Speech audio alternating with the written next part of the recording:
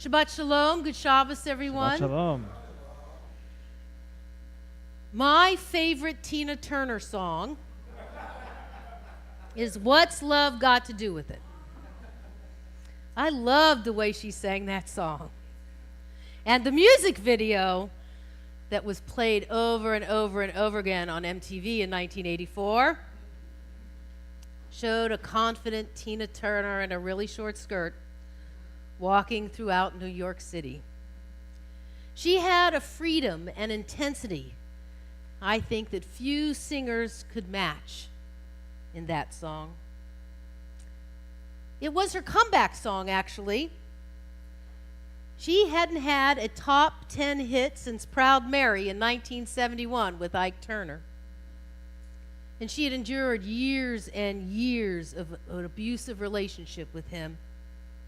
But it was this song on that album, Private Dancer, that revived her career and made her an even greater musical star. It became a great hit. She won a Grammy in 1985 for the Best Female Vocal Performance and Album of the Year that year. Turner trusted her producer, Roger Davies, with this song, but the truth is, she hated its sentiments. She even balked at singing it when she was presented the song. You see, even after an abusive relationship, physical and emotional, Tina Turner still believed, hoped for love. Even as the song lyrics rejected love as a necessary component for the relationship. I know you know these words. What's love got to do with it? Got to do with it. What's love but a secondhand emotion? What's love got to do with it? Got to do with it.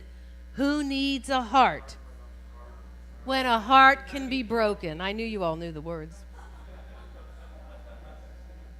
You see, these lyrics teach us or say that we don't need to risk vulnerability, to risk love, because who really needs all that heart stuff?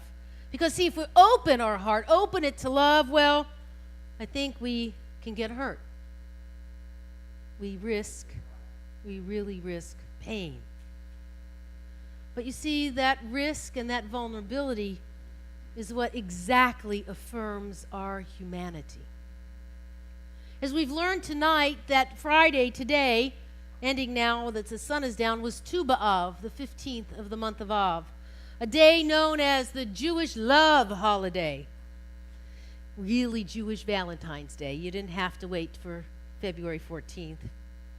In the post-biblical period of our people, prior to the destruction of the Second Temple, it was a time actually for matchmaking of unmarried women of Jerusalem.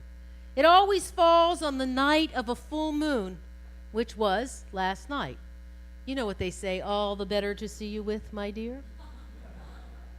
The Mishnah, however, says this: there were no better, happier days for the people of Israel than the 15th of Av, Tu B'Av, and Yom Kippur, since on these days the daughters of Israel and Jerusalem go out dressed in white and dance in the vineyards. What were they saying? Young man, consider whom you choose to be your wife. You see, it was the great shidduch, the great marriage matchup, better than any TV show. And maybe love had something to do with it. And so in our tradition on Tu B'Av, it's not just about love, but it's about relationship. We're challenged to find and build a family, to risk, to love, to risk relationship. Ironically, or perhaps with intention, Tu B'Av comes just a few days after Tisha B'Av, the 9th of Av, commemorating, as Rabbi Eger told us, the destruction of the temples in Jerusalem, first in 586 BCE and then in 70 by the Romans. These two important inflection points in our history changed who we are as a people. And so within a few days of one another, 5 days, Our Jewish emotional roller coaster runs from the depths of destruction and despair and pain and torn relationship to a day of love and building and renewal and beginnings and fluttering hearts. Now, granted, most of us don't move quite that fast from emotion to emotion. We can't change gears that fast. We get stuck on our pain. We get stuck in our hurt. And for our people, the destruction of both temples was the ultimate tear in our collective heart, because it separated us from the love of our God and of the Jewish people. That is the traditional understanding of the destruction of the temple. We as a people, it was written, felt abandoned by God. It's hard to feel not only like loving someone else, but loving ourselves when we have been rejected. And yet, there is wisdom here. Imbued in our Jewish calendar, it teaches us tools for resilience. It's telling us, don't stay stuck in the sadness. Don't stay stuck in the hurt. Try and rebuild. Try and rebuild relationships and families. And better yet, bet on love. Because love has everything to do with it. It rejects, our tradition rejects the ideas in the lyrics that Tina Turner sang so strongly. Love has everything to do with it. And you see, that message of love is reinforced even more in the Torah portion that we read on this Shabbos. In the book of Deuteronomy, Parshat Ve'etchanan. It always comes after Tisha B'Av. Always, always. And it's always read within days of Tu B'Av, the Jewish day of love. And what is found in this Parsha? Right in the middle? The Shema and the Ve'ahavta. And you shall love.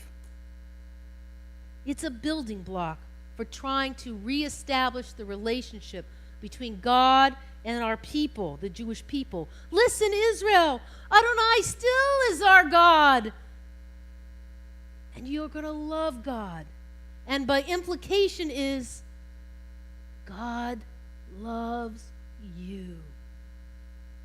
Even after everything that's happened to us, even after every tragedy that has befallen us, even after the destruction of the center of the heart of our people, God still loves us. Listen up, Israel. We still have one God, Eloheinu, our God, and here are the ways we will demonstrate our love. Actions speak louder than words. Teach your children. Put up a mezuzah. Meditate on the words of tradition, morning, noon, and night. And then through those actions, slowly, we'll feel like we're walking in wholeness again. We'll have put the building blocks of our lives back together. For love has everything to do with it. And if that wasn't enough, the message that the rabbis wanted you to get is so clear, because there's a special haftarah for this Shabbat, Shabbat Nachamu, the Sabbath of consolation, of comfort. Nachamu, Nachamu et ami. Comfort, comfort you, my people. That God is going to build a path back to the not only the land of Israel, but to God's very presence. And that path is going to be easy, direct, and simple. It's going to be like a freeway to love. There's not going to be any deep valleys, says the prophet Isaiah. There's not going to be any tall mountains, but you're going to have a speedway, like an HOV lane. You're going to bypass everything and everybody. Right back to the heart of our people. Right back to the place where God dwells. That place is in your heart. That is the makom Kodesh. Love, my friends, is not what Tina Turner sang. Love has everything to do with it. And that's the reminder from our Torah portion, from this holiday, that love is way more than a second-hand emotion. It's everything. Love of God, love of yourself, love of your family, love of your community, love. Love is everything. That is the message of consolation for Shabbat. And this love is so strong that it can overcome destruction on the physical plane. Because Shir HaShirim has taught us love is stronger than even death. You see, we can love beyond the physical world to the Olam Haba, to the world that comes. Because love never stops. My friends, in our world, when there is so much hate and incivility and anger, we must help love win. Tina Turner asked, what's love got to do with it? We must answer. Love has everything to do with it. Shabbat Shalom.